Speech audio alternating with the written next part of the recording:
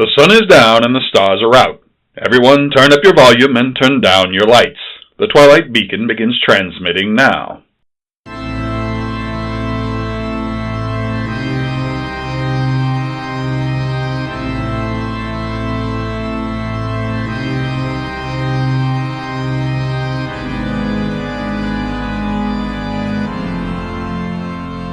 Jedediah D. Blackwell here, coming to you from the Twilight Beacon, transmitting from the heart of Appalachian America.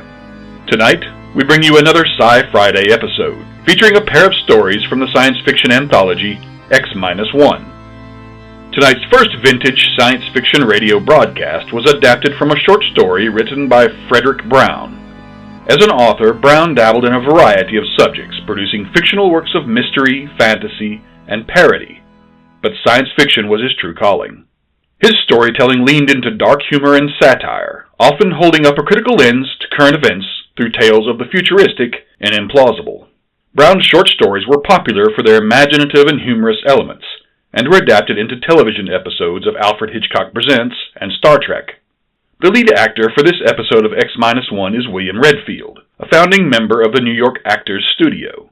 When he performed in this radio production, he was just making the transition from stage and radio to the screen. He would go on to appear in dozens of movies and television shows, including Alfred Hitchcock Presents, Fantastic Voyage, and Gunsmoke.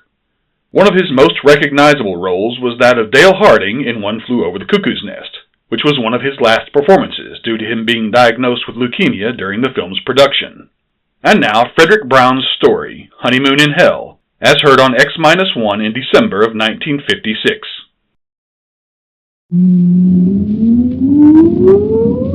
Countdown for blast off.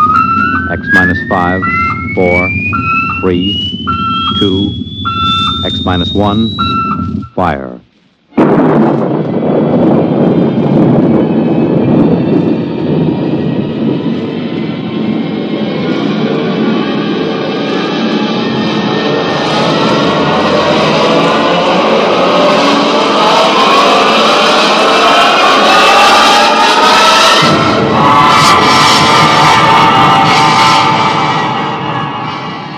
From the far horizons of the unknown come tales of new dimensions in time and space.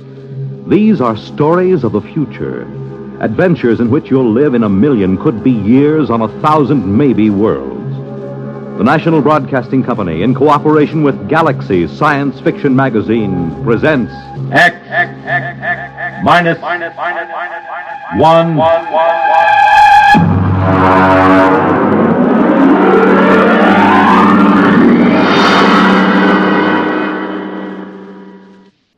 Tonight, the time is the late 1960s. The place, Washington, D.C. The story, Honeymoon in Hell.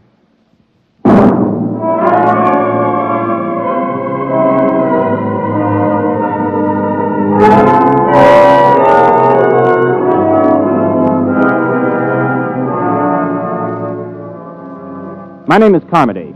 I'm a Grade 1 cybernetics man at Western Alliance headquarters in the Pentagon. Used to be a rocket pilot, but they retired me at 27 after I made the third successful flight to the moon. As a Grade 1 cybernetics operator, I get to work with Junior. Let me tell you about Junior. He was built in 1962, and he's the world's finest electronic brain, with the possible exception of Ivan, the Eastern Alliance brain, which was built on stolen plans and modeled after Junior. There are only 4 men in the country permitted in the same room with Junior because the data we feed him is so secret. One of those 4 is the president of the Western Alliance. The other 3 are myself, Charlie Mazer, and the chief. Ray? Oh, yes, Chief. Have you got Junior running a problem? Well, I just fed him the hourly data for probability of H-bomb war with the Eastern Alliance. He's ready. Hold it. According to the data just received, the probability of a hot war between the Western and the Eastern Alliance is 99.930 in favor of such a war breaking out within the next month. Oh, it doesn't sound good, Chief. Yeah. Well, I'll scramble the data and send it to the Joint Chiefs of Staff. Meanwhile, here's a priority C civilian problem to run off. Oh, what's this stuff? Well, it seems on September 17th, a statistician in the Birth Record Department of New York City noticed that out of 813 births reported that day, 657 had been girls, and only 156 had been boys. Well, that sounds impossible. Well, that's what this statistician thought.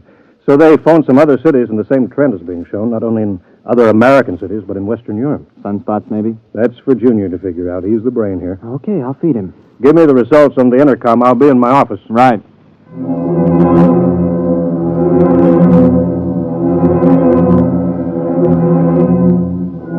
I didn't really pay much attention to the problem at the time. As a grade 1 operative, I was more interested in asking Junior questions on security, ballistics, missiles, rocketry, and so on. The Eastern Alliance would undoubtedly have traded 3 puppet governments and the tomb of Lenin to have an agent as a grade 1 operative. But I took the birth statistics and fed them in and waited. Junior, incidentally, responds to vocal stimuli. Speaks 12 languages. Got the answer, Junior? I have. Okay. The present statistics, if the trend is projected for another day, indicate a definite dangerous imbalance. If the trend is irreversible, unless new methods of reproduction are developed, the population of the United States and Western Europe will die out in 1 1/2 generations.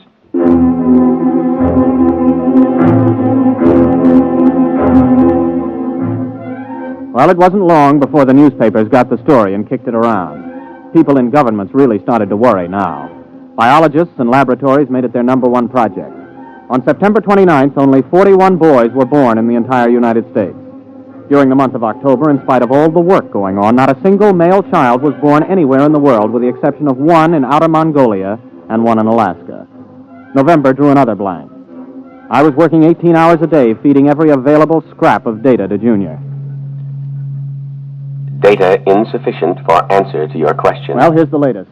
A new analysis of chromosome structure indicates the presence of an additional electron in the orbit of the Y atoms for carbon chain X. Now try again. The question is, what is causing the lack of male births? Anything new, Ray? No, not yet. Hold it.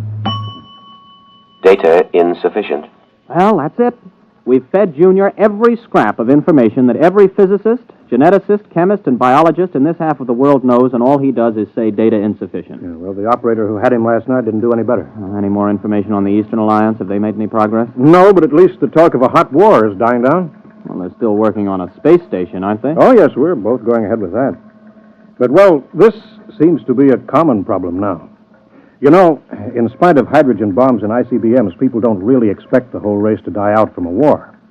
But the complete lack of male children, now that's something that every family can understand. Has anybody thought of the possibility of some kind of radiation from outer space that's damaging the chromosomes, something our instruments can't detect? Everybody's thought of it. Nobody's proved anything. Well, keep trying, Junior. Maybe he'll come up with something. Okay. Junior, I'm ashamed of you. Answer me.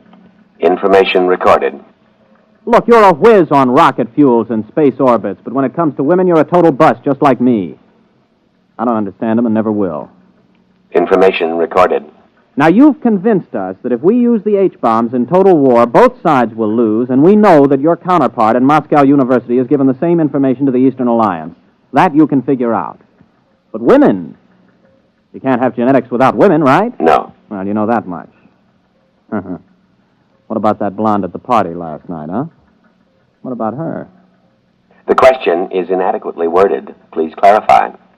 Should I see her again? No. What? You haven't even got any data on her. Why shouldn't I see her again? Answer, please. Because tomorrow you are going to be married.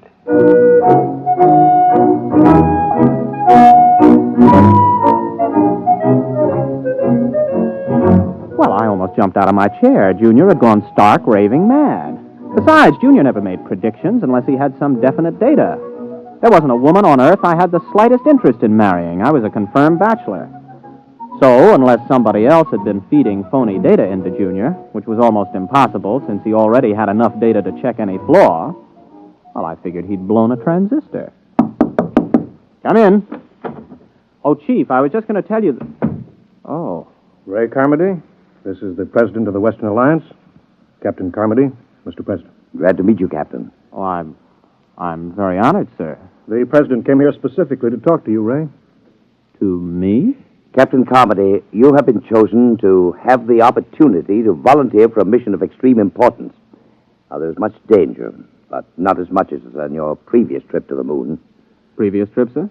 And this involves another? The flight to the moon, Captain, will be the least important part of your mission. What's at stake here is the survival of the human race. Chief, perhaps you'd better explain the rest. Mm-hmm. Well, you know the problem, Ray. Last night when Mitchell was on, we fed Junior some new data, and we asked some new questions. For example, we asked if the lack of male birth could be due to some extraterrestrial enemies of man. Well, Martians? Possibly. We established that it's possible that Martians have landed somewhere on Earth and set up radiation that causes all children to be females. Junior said it was possible? Definitely. So we asked him the next question. How could we correct such a situation? Mm-hmm. What did he say? Junior suggested that a married couple spend a honeymoon on the moon and see if circumstances are different. Oh, I see. You want me to pilot them there? Well, not exactly, Captain. Oh, good grief. You mean you want me to... Well, Junior wasn't crazy after all. You asked Junior? He said I was getting married, but... Well, how do you know it was me they'd pick? He was asked the qualifications for the bridegroom. He recommended a rocket pilot who had already made the trip successfully. Well, there are 4 other pilots who've made that trip. You're the only single one. And since the woman must be a qualified pilot also, and none of the wives are pilots, well... I assume I'm going to be married before we leave. Naturally. Oh. And, just how long do we stay on the moon? Until a child is conceived. Brother. Well, Captain, do you volunteer? I suppose so. Well, wait a minute. Who's the other pilot? I mean, the girl. She was flown in by fast rocket an hour ago and is waiting in Chief Reba's office. Now, shall we go?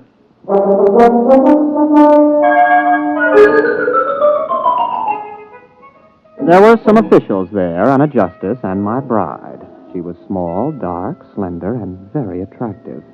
I was so busy looking at the way she filled out her uniform in just the right places that I almost overlooked the fact that she was dressed like an Eastern Alliance pilot. Captain Ray Comedy, may I present Lieutenant Anya Borisovna? You mean this is... an enemy pilot? Pleased to meet you, Captain. Yes, I'm pleased to meet you. Mr. President, Captain, this marriage is being done on an international basis for important diplomatic reasons. Both alliances have been advised by their cybernetic machine that the experiment, if it is to benefit humanity, must bring all the major powers together. Miss Borisovna is 24, an experienced rocket pilot like yourself, and quite attractive, if I do say so myself. Thank you, Mr. President. Now, if you're both ready, the Chief Justice of the Supreme Court will perform the ceremony. Well, there's just one thing, Mr. President. Miss Borisovna, would you marry me? Yes. And, you may call me Anya. Okay. Mr. President, we're ready.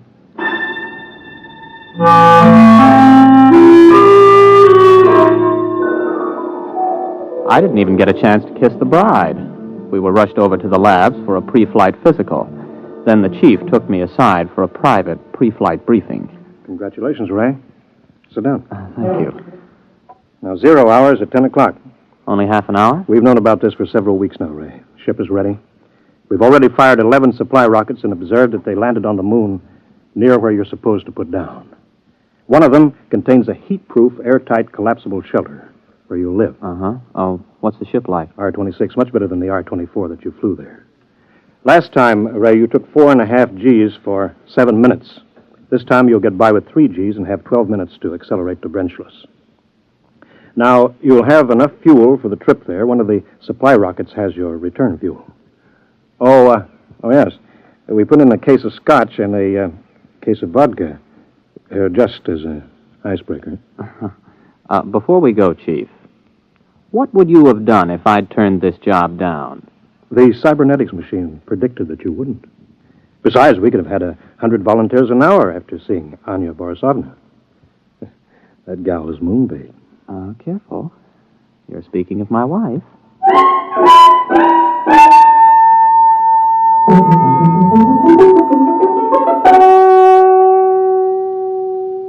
Tower to R-26. Are you both strapped in? Anya, you strapped into the webbing? Yes. Okay, Chief. The time is X-15. I have a message from the President. Quote, "The people of the world are watching. Don't fail them. I have messages from the Soviets, the Chinese, the British, the Indians, all wishing you well. You are the hope of mankind, and all mankind unites as it has never before united in giving you its blessings. We await your return anxiously." Unquote. X-5. 4, 3, 2, X-1. Blast off.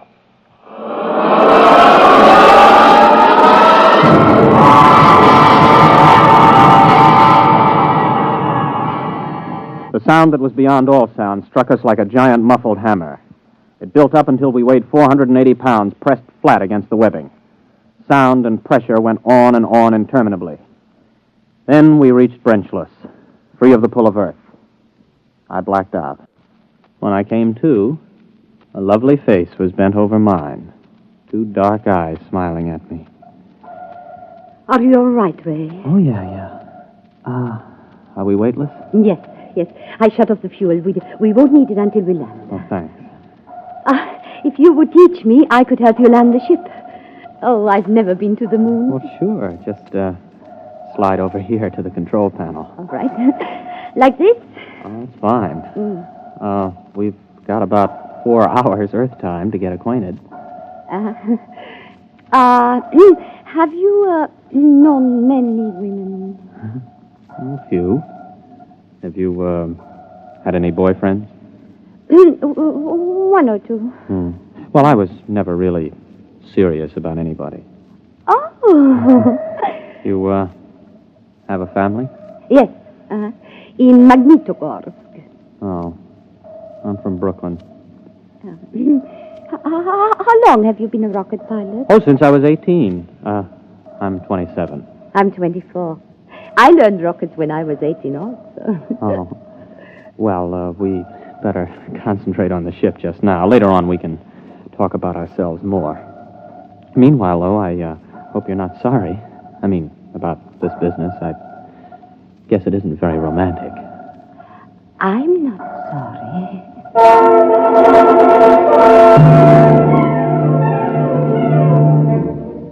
We made a good landing. It didn't knock either of us unconscious. Then we got into our spacesuits and got out of the rocket. Some of the supply rockets were lying within a quarter mile. There were 6 eastern rockets and 3 westerns. About 800 yards away, though, there was a big supply rocket we couldn't identify. It looked different from the others, and neither of us could identify it as an eastern or western design we were familiar with. I pointed to it, and we headed there. You recognize that supply rocket? No, I was not briefed on anybody's standard still in the shape. Well, it must be something the chiefs of staff sent up as a surprise for us. I figured about 50 feet long, but you can't see the rocket tubes. It might be a payload from a stepped rocket assembly. Uh-huh. Well, there's a door on the side, anyway, you see? The top of that ramp. Oh, yes.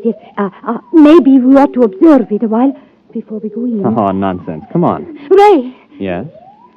Ray, I'm frightened. There's something wrong with this. Only one way to find out, Anya. Let's go. Well, there's some kind of lock on this door. Let's see if it opens. Well, that was easy. It's lighted inside. Come on. Maybe they sent us a surprise cottage for the honeymoon. Special delivery to the moon. And this doesn't look like anything designed for humans to live in. Ray! The door's closed behind us. Try the lock. No, it's no use. Here, let me try it.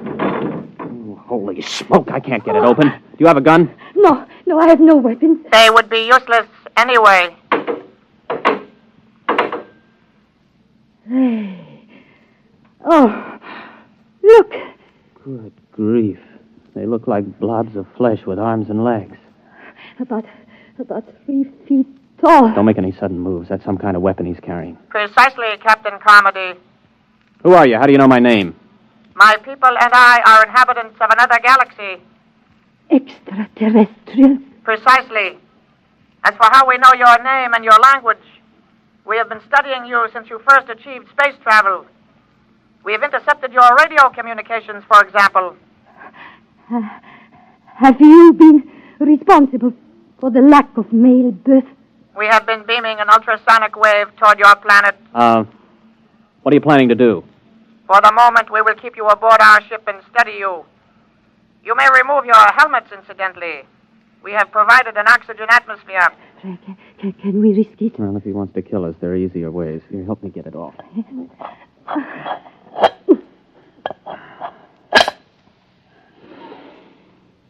Well, it breathes pretty good. Keep your helmet with you. You may make yourselves comfortable. We will bring you food and liquid from your supply rockets. Do not attempt to escape, please. It could be most unpleasant.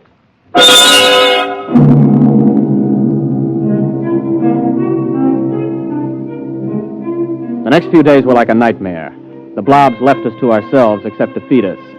Of course, it had its funny side, too. The creatures knew we needed liquid, but they couldn't distinguish between water and whiskey. For the first 2 days, we had nothing but whiskey to drink. For obvious reasons, I don't remember much about it, but we did begin to sing to each other. We also got to know and like each other. I got to learn some Eastern songs. On the third day, the jugs were water jugs, and we sobered up. Oh, what a hangover. You were singing magnificently. Oh, well, you weren't so bad yourself. How long was I asleep? About 8 hours. Ray, while you were passed out, I discovered how we can escape. What? I've been studying the blobs. They seem to have a 5-hour sleep period when there is no sound in a ship. I've tried banging on the wall with my helmet during that period, but apparently they're almost completely unconscious during ours. 5 hours sleep. That means a planet with approximately a 20-hour rotation. The Joint Chiefs will want to know that if we get back. And more important, we're much stronger physically than they are. I can actually bend the metal of the door lock. Well, now, what are we waiting for? Let's put on our helmets and get out of here. Are they in the sleep period? Yes, for about 3 hours. Ray, do you think we can risk it? We don't have much choice. I'll go ahead. If we get out of this ship, you run for our rocket and start to refuel. I'll keep an eye on the blobs. All right, but Ray, please be careful. Don't worry. Before you put on your space helmet... Yes? You realize I've never even kissed the bride? Yes. Oh, Ray. Good luck, Mrs. Carmody.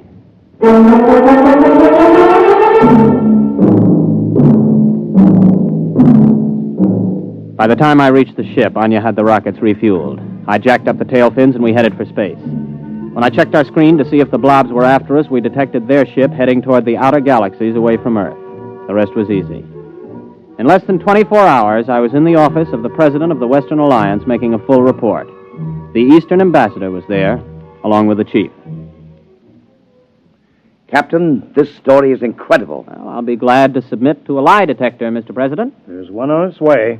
Our embassy is questioning Miss Borisovna right now to see if her story is similar. Are you positive they were extraterrestrials? I mean, couldn't they have been, Easterners? If Easterners are 3 feet tall, without bones, and look like little green blobs of protoplasm. Yes. It's for you, Ambassador Coverage. Thank you. Yes. Yes. Yes. Yes. Our woman tells the same story under scopolamine. It must be the truth. Obviously, they went back for reinforcements or further orders. If and when they get back, we've got to be ready for them. My government stands ready to cooperate fully. Excellent. We'll have to build a joint space station, get to the moon, and fortify it jointly. If we pool all scientific knowledge, military data, we may be able to do it. Our propaganda ministry has already received orders to put everything into reverse gear. Carmody, I don't know how the world can ever thank you and Miss Borisovna. You not only averted a suicidal war between the East and West, you've also managed to draw us together in a joint effort where international power politics must be a thing of the past. Well, sir, I have a request to make. Anything, my boy. By the way, your wife is on her way over. I'd like to get back to Junior to ask him a personal question before I see her again, if you don't mind. Well, it's rather odd, but I suppose if it's what you wish. Chief, would you let Captain Carmody operate the cybernetics machine alone for a few moments? Right this way, Ray, boy.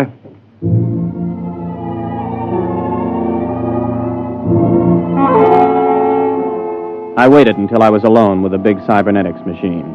One green dial glowed malevolently as if the instrument was aware of my presence. I opened the input channel and spoke. Hello, Junior. This your old friend Ray. Give an appropriate answer. Hello, Ray. Now then, you remember Miss Borisovna, the girl who was selected for me to marry. Item 1, she's going to rejoin me in a short while. Item 2, I've fallen in love with her. Item 3, before we actually live together as man and wife, I want to know something. Question. Does she love me? Yes. Oh, that's my boy. Now then, just one more item before I say so long and take a honeymoon. Tell me, Junior, why do I have a hunch that those blobs from outer space will never be back? Answer, please.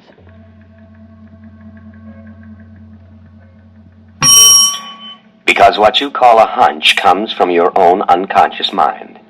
Your unconscious mind knows that the extraterrestrials do not, and never did, exist. What? Do you wish the answer repeated? I wish you to tell me why I saw them, why Anya saw them. Neither of you saw them. Amplify that answer, Junior, or I'll smash every tube in your memory bank. Since I am an AC-7 cybernetics machine, I have no circuit reactor for threats of destruction of my tubes. The answer to your question is as follows. The memory of extraterrestrials is due to post-hypnotic suggestion. You mean I was hypnotized to find those blobs on the moon? Correct. And just who hypnotized me? I did. I hypnotized you. Oh. And Anya? A similar AC-7 cybernetics machine located at the University of Moscow. Would you explain why? Cybernetics machines are constructed to help humanity. A major war, the disastrous results of which I could accurately calculate, was inevitable unless forestalled. Calculation showed that the best way to avert that war was the creation of a common mythical enemy. Therefore, I created a situation which led to your mission to the moon. Well, wait a minute. You created the situation. Yes. Well, tell me how you did it. How did you prevent male babies from being conceived? A special modification of radio carrier wave for station JVT here in Washington, D.C., the only 24-hour-a-day radio station in the United States. The modification is not detectable by any instrument known to man at present. Well, how could you do that? You can't leave here. 1 year ago, you yourself fed me a problem. The design of a new cathode tube for radio station JVT. I modified the tube to send out a wave that would prevent male children from being conceived. So all we have to do is eliminate that tube. It will not be necessary. The tube was designed to burn out exactly 15 minutes ago. And the same thing happened in the Eastern Alliance? Precisely. 2 properly constructed machines will always arrive at the same answer to the same problem. Oh, Junior, I gotta hand it to you. But why let me in on it? It is to the interests of humanity to know the truth. It is to your own interests. And you will tell no one because of the type of individual you are. Mankind will work together now to reach the stars. One last question, Junior. If Anya and I were just hypnotized to think all of that was happening up on the moon, what really did happen up there? I waited a while, but Junior was silent. It's the first time he ever pulled anything like that. However, I'll swear that I saw that green eye of his wink at me.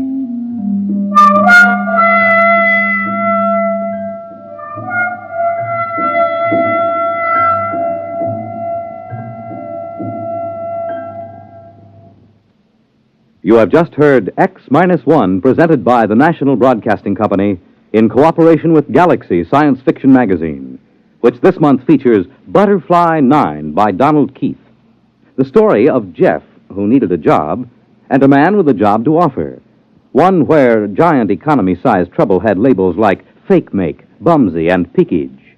Galaxy Magazine, on your newsstand today.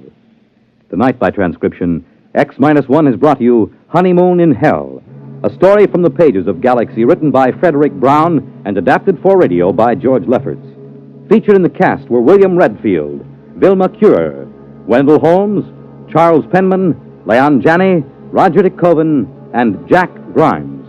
Your announcer, Fred Collins.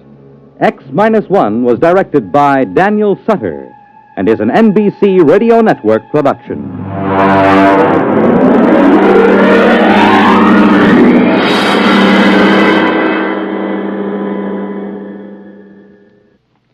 To keep the fight against heart disease moving steadily forward, you're urged to support your Heart Fund. Send a generous contribution to your local Heart Association or to Heart, care of your local post office. When you help your Heart Fund, you help your heart. Hear the latest up to the second news with Frank Blair, weekday mornings on most of these stations.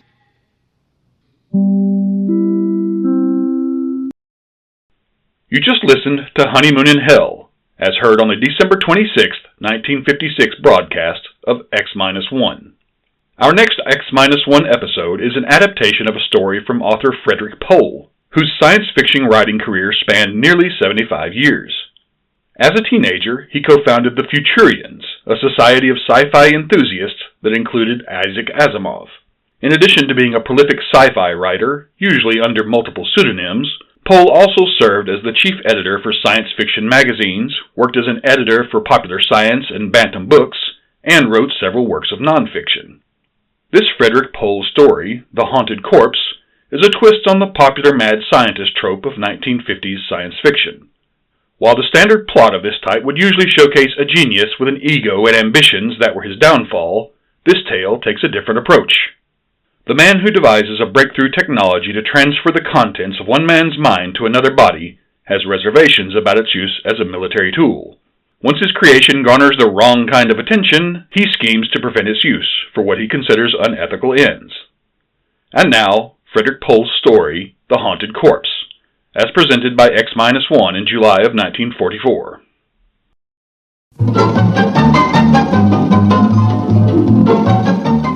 This is Walter O'Keefe, inviting you to listen in on the Nightline. Tonight, live the incredible life of ages yet to come, in a time that might be 1,000,000 years from now, on X-1.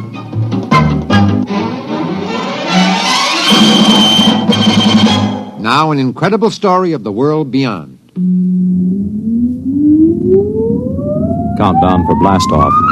X-5, 4, 3, 2, X-1, fire.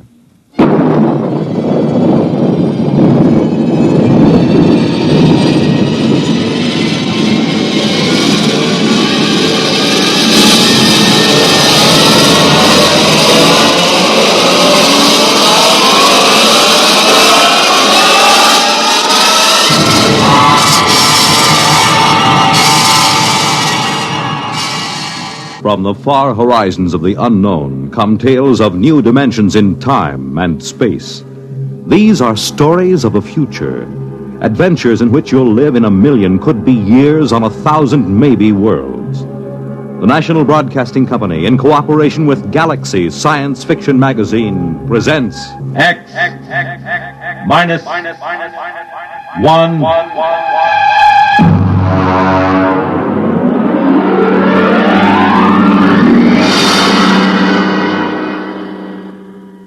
Now, X-1 and the story of The Haunted Corpse. We moved in at 0800. That's pretty good time, considering that Van Pelt turned up at the Pentagon on Thursday, and it took him till Monday morning to go in and see the general. By Tuesday, I had a task force of 135 men bivouacked around the old man's place.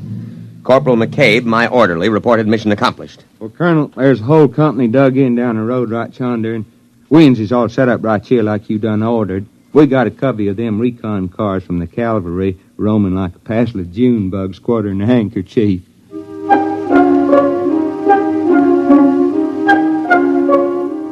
McCabe isn't very bright, but he's loyal. Well, about 9 in the morning, the old man woke up. I suppose the firing at the auxiliary pistol range I set up got him out of bed. Get out of here. Go on, you. Get those trucks off my lawn. Get out! Dr. Horn! What is this, the Boy Scout Jamboree? Are you the Scoutmaster? Dr. Horn, I am Lieutenant Colonel Windermere, sir. My orders are to establish a security cordon about your laboratories. What? Here you are, sir, my copy of your orders. What the devil is this nonsense? You will see they are signed by General Follinsby himself. I know. That sniveling rat Van Pelt. He went to the army, is that it? That mountainous, ungrateful tub of rancid lard went crawling into Washington and ratted to some tin soldier. Sir, General Follinsby is not a tin soldier. Is that it? Did Dick Van Pelt come to you with some cock and bull story? The chicken-livered, worm-eaten, misbegotten offspring of a... Dr. Horn, the General asked me to give you his personal assurance that we will not interfere in your work here. But I'm sure you understand the importance of security. Now, you listen to me. The Horn effect is my personal property, not the government's or the Army's. What is this, creeping socialism? Sir, security. My orderly isn't cleared. Oh, that don't make no never mind, Colonel. I don't rightly grasp what he's saying nohow. McCabe, report to my tent. Oh, just when it's getting interesting. Now, Dr. Horn, I want you to know that I'm here to help you. If there's anything you want, just ask me. If you want to go into town, that can be arranged. Of course, you'd better give us 24-hour notice so we can clear the streets and check out all... Young man? Yes, sir. You may go to the devil.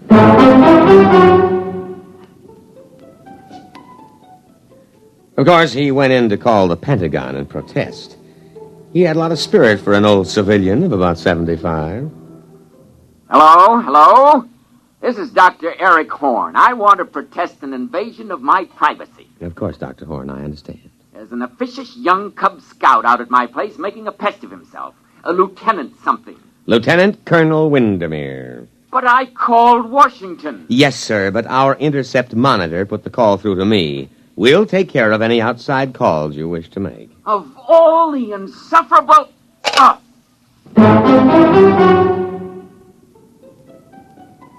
At about 0600 the next morning, I ran a surprise full-scale inspection and simulated infiltration.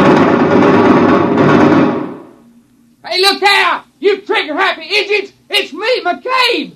And you simulated! You hear?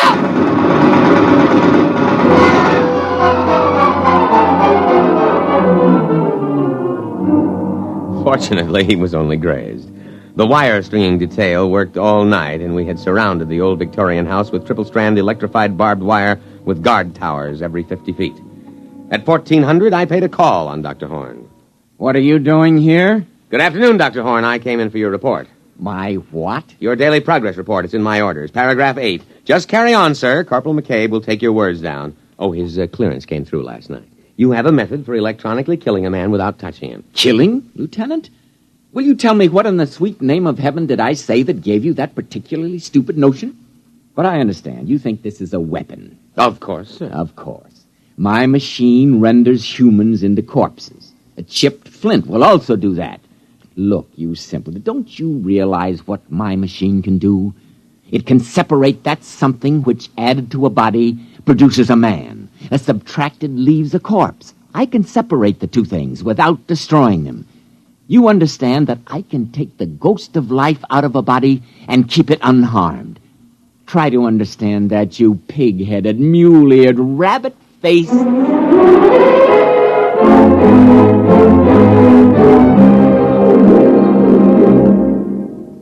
You're listening to The Haunted Corpse, tonight's attraction on X-1. I terminated the interview and went back to headquarters to prepare my situation analysis. Van Pelt, all 300 pounds of him, was waiting for me. He was eating a can of sea ration with a knife. He's perfectly sane, Colonel, but he's dangerous. Very dangerous. You've got to protect me, absolutely. Van Pelt, I want the straight dope on Horn. Now, what is this ghost business? Oh, that. That's just his way of putting it. You see, care to join me in a can of beans? No, thank you.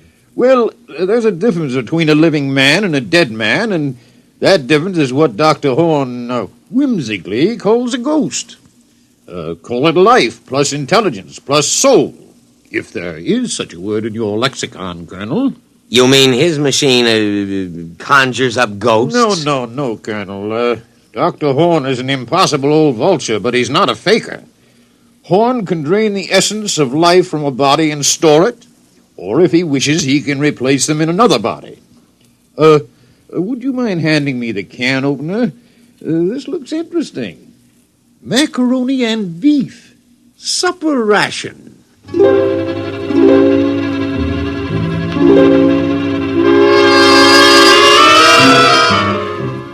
Well, so he had a machine that could take a mind out of one body and put it in another body. Well, why didn't he say so straightforwardly instead of beating around the bush like a civilian? Of course, he was a civilian, which might explain it. Next morning, I went to the laboratory with Corporal McCabe and insisted on a demonstration. All right, this way, gentlemen. Please, Corporal McCabe is an enlisted man. At this pole, we have a Cocker Spaniel. And over here, a Rhode Island Red. That's a right perky-looking chicken, Doc. If you will kindly stay clear of the terminal areas, I will activate the field.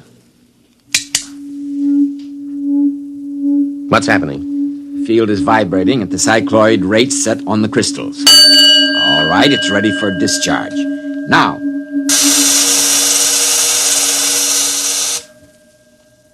Well? Watch. Here, Rover. Here, boy. Here, boy. Hey, that ain't no hound. That's the chicken. I know. Here, Rover.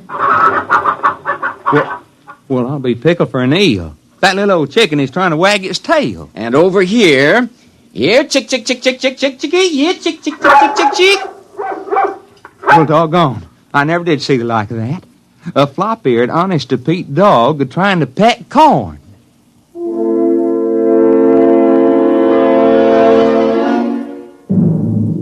I had a private conference with the old man later. Under Section K of my security regulations, I moved on my own initiative. Well, Lieutenant? Lieutenant Colonel, there is a slight difference. Well? Now, can you do this with people? Indeed I can. But the silly laws covering these things, they won't let me. I've tried. Imagine a simple exchange. A man dying of terminal cancer and a feeble-minded youth. Put the sound mind into the sound body and let the decayed parts rot together. But will they let me? No, no. You've never tried the machine on people? No. But you're here, a military man, Very brave. All I need is a volunteer. That coward Van Pelt refused. That's why he sneaked off to you. But a brave soldier like you... Negative, sir. Negative. But, Lieutenant... Negative, sir. And besides, I am not a lieutenant. I'm a field-grade officer. I don't believe you appreciate the investment the service has made in my training. However, if you need volunteers, the Army has a way of obtaining volunteers, sir. We'll see what we can do.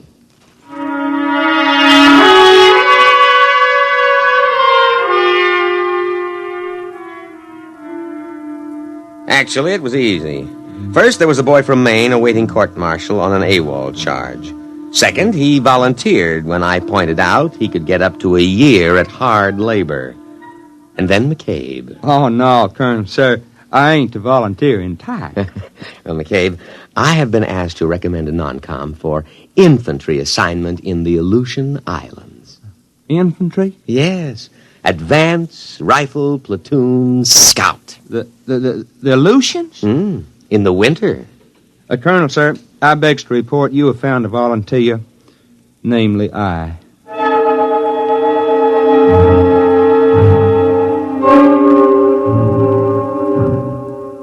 Dr. Horn had arranged the terminus of the machine poles to be tapped into metal helmets which were adjusted on the heads of the two men. This here reminds me of playing left tackle. Ready, Lieutenant? Ready. But, Colonel, sir, maybe I better not try this. Well, I mean, I cancel my GI insurance. The Aleutians? Yes, sir, Colonel, sir. Well, goodbye.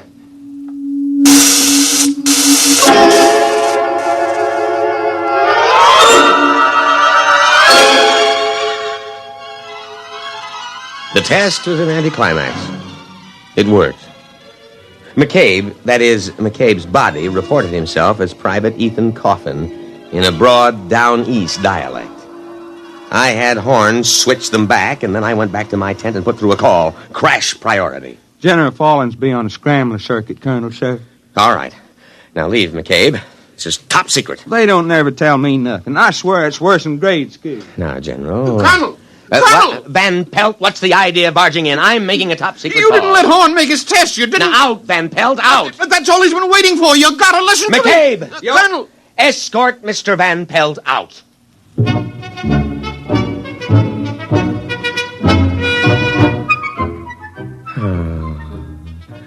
was floating on a cloud of pure joy. I could see my eagles within my grasp. Maybe even a full star. I told the general my plan. Are you still there, sir? Oh, well, you see, we use the device for intelligence. Suppose someone way up top in their government should visit the United States. We switch him, put our own man in his body, you see? Or in wartime, take a few prisoners and put our men inside their bodies. Yes, sir. Yes, sir, I can be available for a staff meeting at 0900. Yes, sir.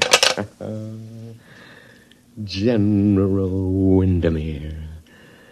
Lieutenant General Windermere. Oh, why not? General of the Armies. Colonel, sir. Oh. What is it, McCabe? That Mr. Van Pelt. Listen, McCabe, next time I'm on the top-secret scrambler to the Pentagon, don't you dare let anybody into the command tent. No, sir, Colonel, sir. But this here Van Pelt... I don't want to hear about him. Now let him cool his heels a while. Well, he ain't. That is, he left. Good. But he carried on something frightful. He kept saying Mr. Horn wanted to live forever. What? Screwy, ain't it? That's what he said. He said all Horn was waiting on was to make a test on human being. He said that he's going to grab the first man he runs into and steal his body. I think he is drunk or something. McCabe, call a condition red alert. Well, what for? Don't argue. Oh, never mind. You go up to the laboratory and take Dr. Horn into custody. I'll give the alert. Now move.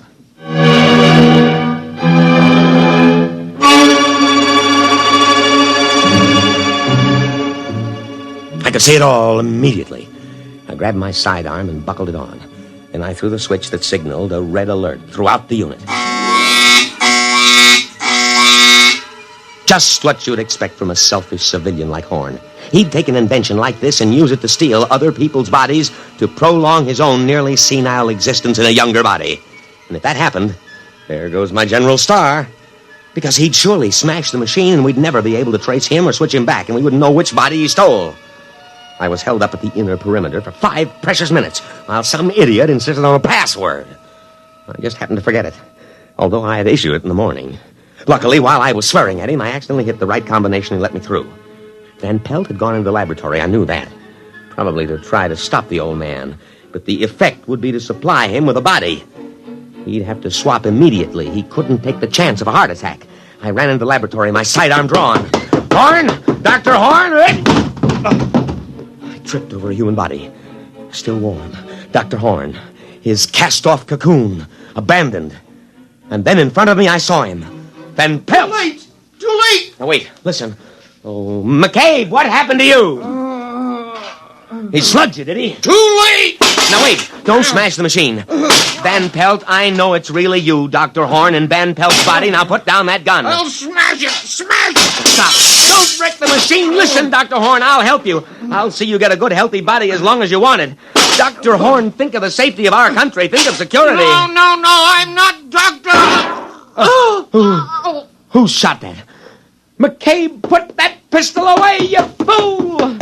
Oh, Horn. Dr. Horn, speak to me. Now, I know it's you in Van Pelt's body. Now speak to me, Dr. Horn. Oh, he's dead. McCabe, you simple-minded... Why did you kill him? Oh, everything is gone. My General Star, everything. All right, McCabe, report to your quarters. You'll get a court-martial that'll make your hair curl.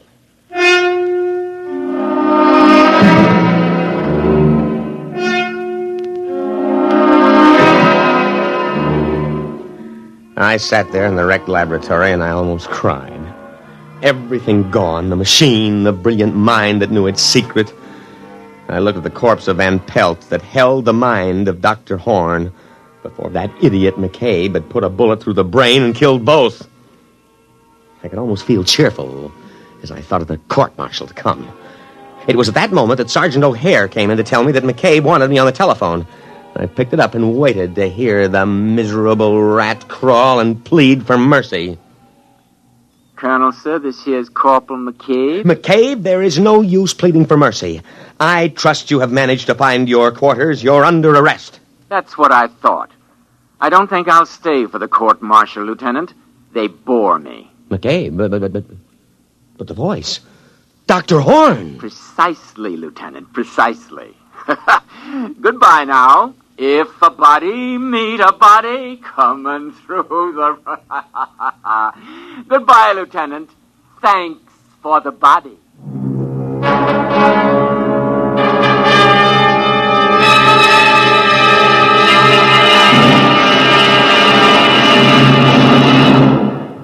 You have just heard X-1, presented by the National Broadcasting Company in cooperation with Galaxy Science Fiction Magazine.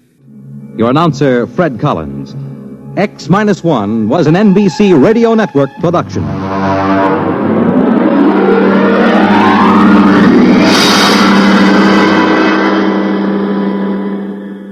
There's excitement in the air at night, and Nightline brings it to you. Hear Nightline with Walter O'Keefe, next on most of these NBC stations. That will wrap up this Sci-Friday episode of the Twilight Beacon, featuring stories from X-1. You heard Honeymoon in Hell from December 26, 1956, and The Haunted Corpse from July 25, 1957.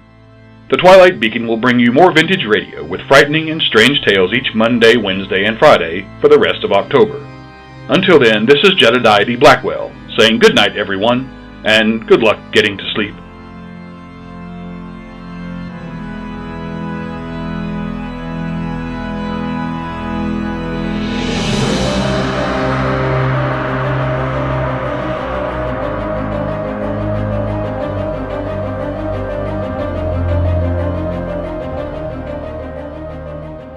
Thank you for listening to this episode of the Twilight Beacon podcast. New episodes are released on thetwilightbeacon.com during the month of October and can be found on your favorite podcast apps and streaming services. The Twilight Beacon podcast is produced and edited by Jason and Jacob Burgess. Music by Alexander Nakarada. Special thanks to the Old Time Radio Researchers Group and OTRR.com. Visit thetwilightbeacon.com for archived episodes and a schedule of upcoming shows. You can follow the Twilight Beacon on Facebook, Instagram, and Twitter for the latest program updates.